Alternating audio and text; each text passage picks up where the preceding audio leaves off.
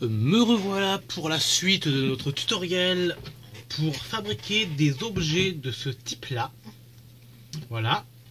Donc si vous avez aimé la première vidéo, eh bien on est parti pour la deuxième. On va essayer de toujours faire mieux si possible. Alors, nous étions restés avec nos 15 bandes de papier. Voilà, numérotées, etc.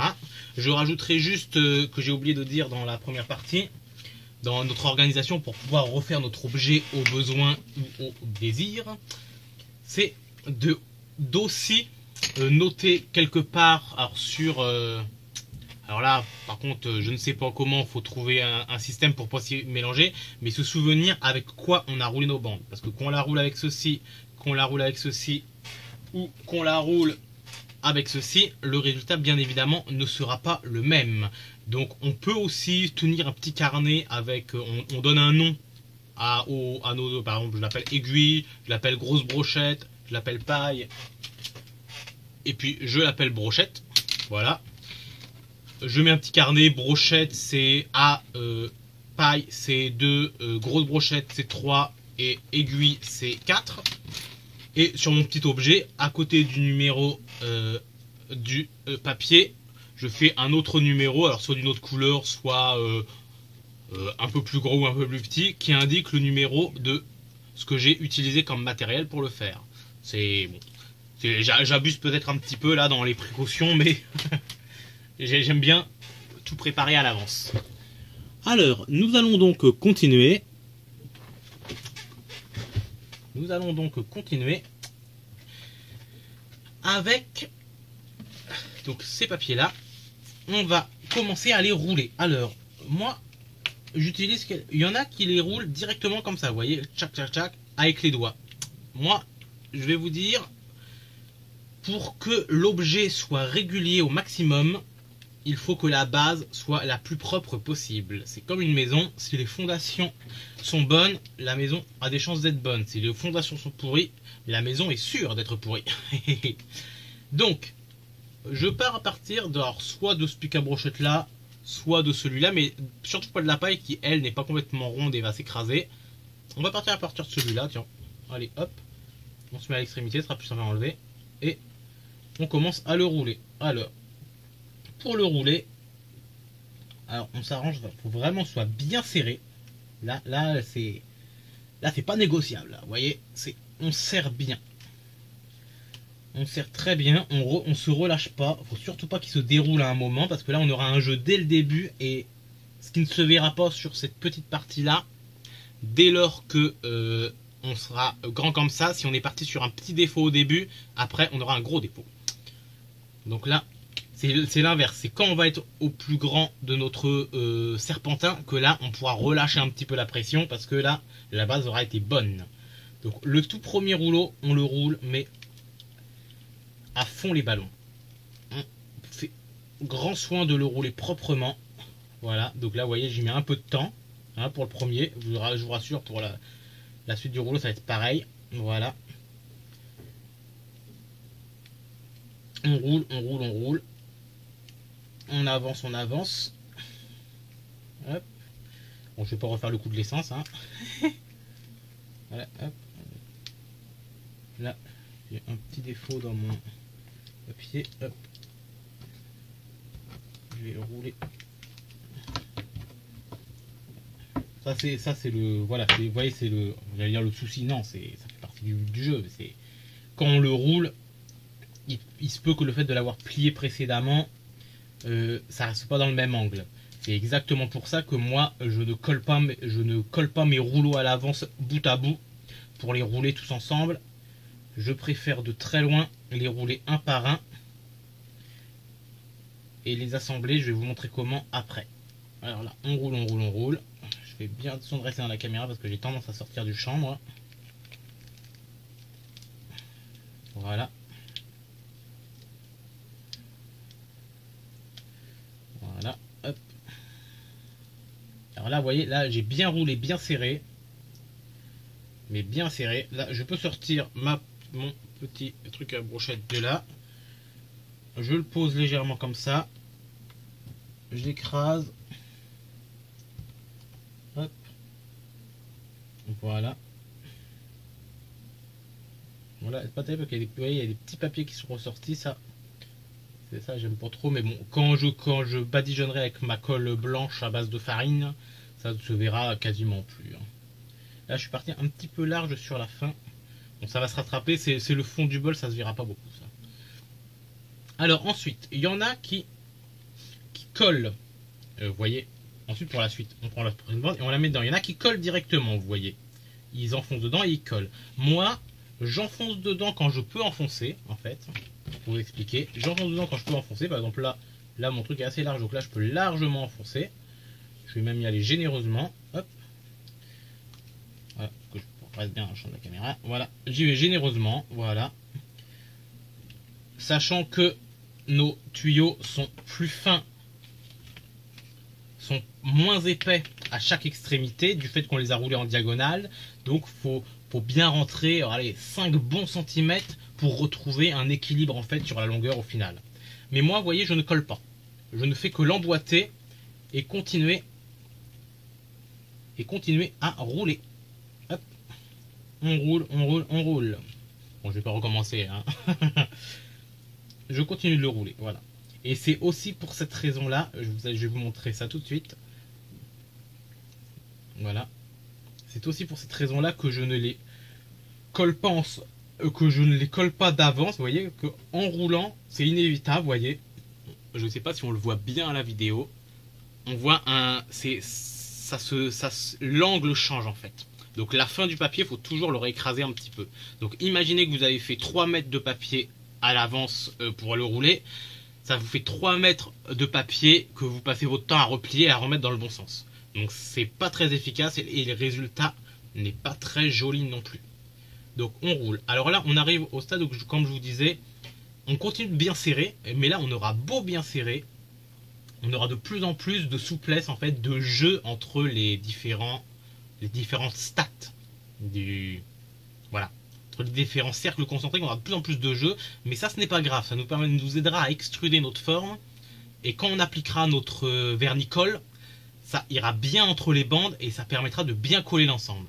Donc on continue de serrer comme si on voulait que ce soit serré, mais à fond quoi.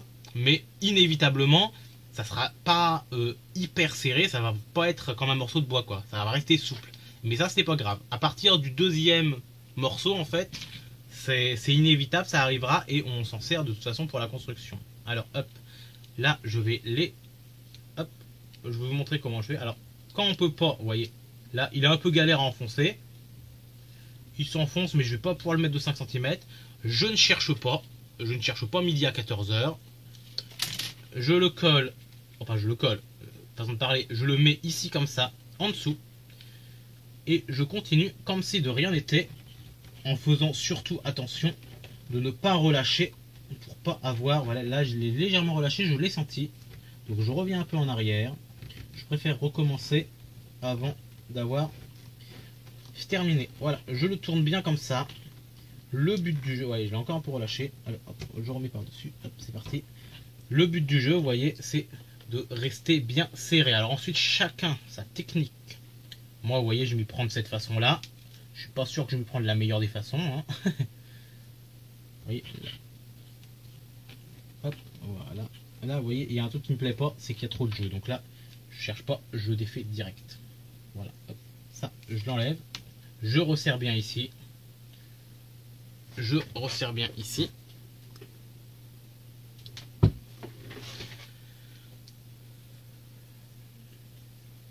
Hop, le fait de l'avoir écrasé, ça se trouve, je vais pouvoir le rentrer maintenant. Hop.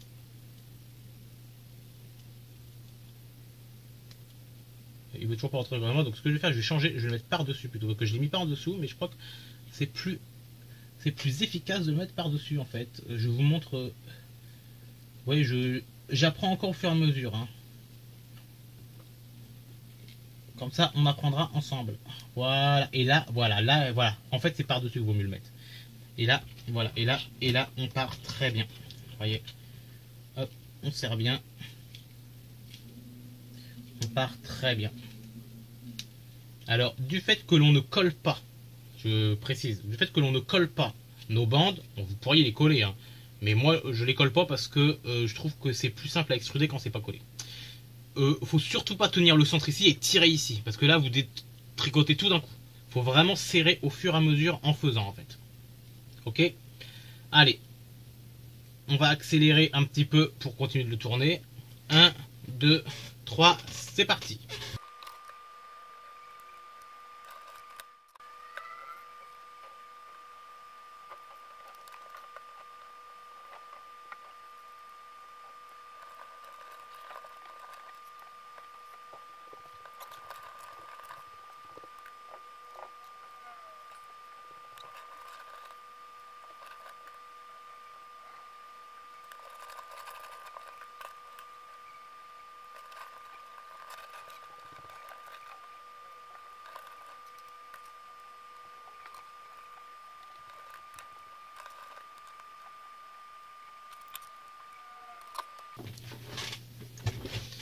Voilà, nous en sommes arrivés à la taille que je voulais obtenir au final, parce que je veux utiliser une base comme celle-ci, une base de cutter à la base.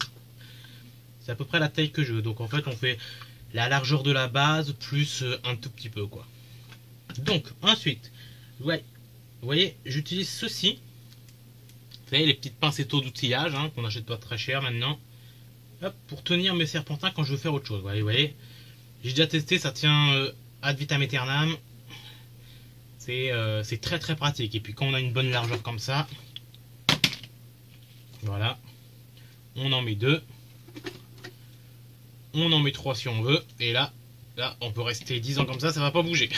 J'exagère un petit peu, voilà, vraiment vouloir pour rester 10 ans comme ça. Donc voilà. Alors je vais montrer pour terminer. Donc pour l'instant, les seuls endroits où on a eu de la colle, c'est pour rouler nos petites baguettes où on mettait un point de colle à chaque fois. Et maintenant, voilà, où qu'on va aller sur les 3-4 derniers centimètres, on va dire. On étale une bonne couche de colle comme ça. On faut le pinceau bien à l'intérieur pour bien coller aussi le tube pour pas qu'il se décolle tout seul lui-même. Voilà, et hop, et on plaque bien le tout. Donc là, on va attendre 2 secondes, hein, pas énormément. Il n'y a pas une grosse pression dans le rouleau parce que comme c'est aussi l'intérêt de rouler fin, c'est que comme les feuilles sont fines, plus la feuille est fine, plus le rouleau est fin une fois écrasé, plus une fois qu'on va l'avoir roulé, la pression à ce niveau-là est très minime en fait, parce qu'il n'a pas été dur à plier en fait. Et en plus, plus c'est grand, plus la pression sera minime à la périphérie en fait. Donc là, vous voyez, là c'est bon, ça va tenir, là ça va pas lâcher normalement, c'est bon.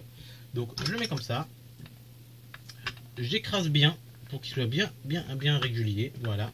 Donc on obtient un serpentin comme ça, qui est déjà pas moche en soi, hein. Bon, vous en jugerez, voilà. Ça, c'est fait. Ensuite, je vous ai dit, je choisis cette base-là. Et c'est là aussi le fait, l'intérêt de garder un trou ici.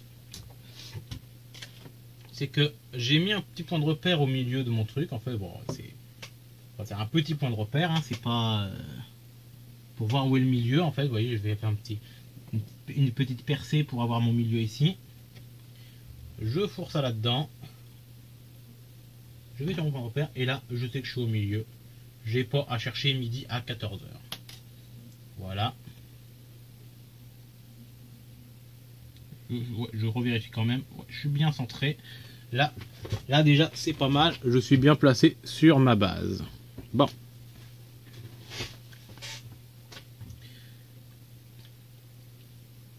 Allez, les choses sérieuses commencent.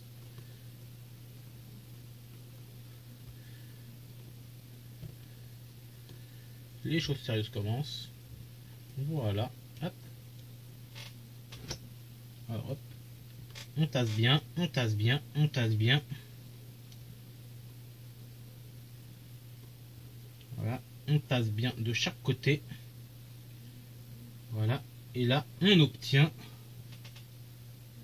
Voilà. On obtient déjà la forme de la coupelle que l'on va faire. Voilà. Comme maintenant on tasse bien sur notre base, de façon que ce soit vraiment bien. Voilà, hop. Faut vraiment s'appliquer là. Ça serait dommage de louper la fin après un début si prometteur. Voilà. On s'assure que chaque partie est bien. Voilà. Et on a notre coupelle. Alors je compare avec celle que j'avais fait la dernière fois. Vous voyez, on n'est pas trop mal par rapport au truc. Celle que je viens de faire est légèrement plus petite, mais vraiment pas de beaucoup. Parce que j'ai pas utilisé le même papier comme je vous disais tout à l'heure en fait. J'aime bien celle-là. Je préfère celle-là que celle que j'avais fait précédemment. Donc une fois ceci fait, on peut remettre ça sur sa base. Voilà, il est sur sa base. Hop, je range ça. Il est sur sa base. Et maintenant, on passe au... Voilà. À ma fameuse colle à base de farine qui là va plus me servir. Parce que pour l'instant, la colle a juste servi pour les rouleaux et pour coller la fin. Tout le reste n'est que roulé. Ça se tient déjà bien quand même. Hein. Vous voyez, hop. N'est que roulé. Il n'a pas encore eu de colle. Donc là, pas trop le guignol non plus avec mon truc avant de le coller. Que je me connais, je suis capable de la catastrophe de dernier moment. Et maintenant, on applique la colle. Alors, on l'applique. Alors là, j'utilise un petit pinceau, mais peut-être que pour la suite, je vais m'acheter un grand pinceau et j'irai beaucoup plus vite. Que pour cette partie-là, je pense que je gagnerai à utiliser un grand pinceau. Voilà. Alors pour l'instant, je fais juste ça. C'est-à-dire, voilà.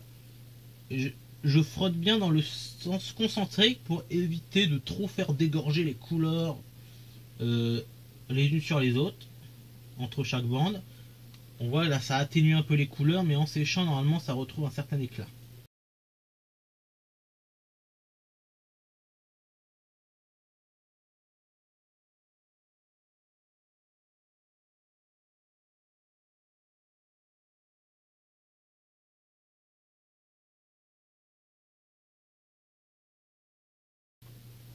Et voilà. Et là, on peut dire que notre bol est quasiment fini pour le moment. Voilà.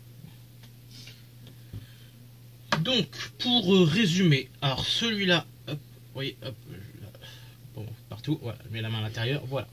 Donc là, on va le laisser, je vais le mettre à sécher tranquillement sur ma véranda pour qu'il soit vraiment, qu'il durcisse bien. Après, je réappliquerai pareil à l'intérieur. Et vous voyez, pour le petit trou qui reste là, il suffit de se rouler un tout petit peu de papier du même style, alors là peu importe l'épaisseur, hein, de faire un petit rouleau très fin, très serré, de l'enfoncer dedans, de le coller et de trou il n'y aura plus si vous voulez pas le trou dedans. Moi j'aime bien laisser comme ça. Ensuite, sachez par la suite que vous pouvez tout à fait après l'avoir verni, de cette façon-là, avoir collé, vous pouvez tout à fait, lorsque c'est sec, le peindre. Et ça peut avoir un bon effet. Moi, j'aime bien le laisser à l'état naturel comme ça. Je trouve ça joli. Voilà. Et bien, merci d'avoir suivi cette première vidéo. Enfin, cette première série de vidéos. En espérant que cela vous a intéressé. Je vais essayer d'en faire d'autres, notamment sur la fabrication de cette colle à base de farine. Et je vais essayer d'enrichir peu à peu mes tutoriels. Voilà. Merci. Au revoir.